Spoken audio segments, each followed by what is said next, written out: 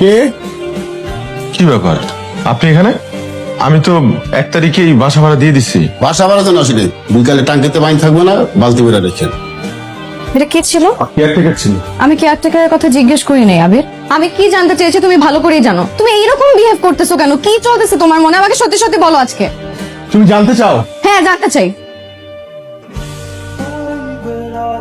আল্লাহ, এত বড় একটা বিপদ তুমি আমাকে একবার বলার প্রয়োজন মনে করো নাই? আমাদের এই বাসায় থাকা ঠিক হবে না।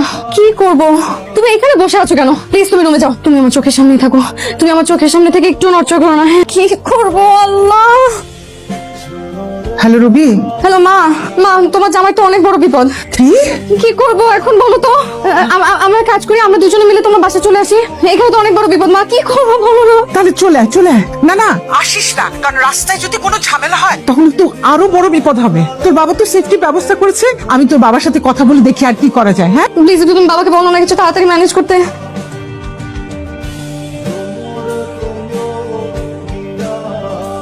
তুই কি কোনো খারাপ স্বপ্ন দেখছো? আমি মাত্র দেখলাম একটা লোক। আমি তুমি শো, আমি জেগে আছি। তুমি শো, আমি জেগে আছি। তুমি জেগে থাকবে মানে তুমি ঘুমাবে না? তুমি আবার তো স্বপ্ন করতে উঠবে, তখন আমি ঘুমাবো। এখন থেকে এভাবেই পাহারা দেবো। বুঝছো?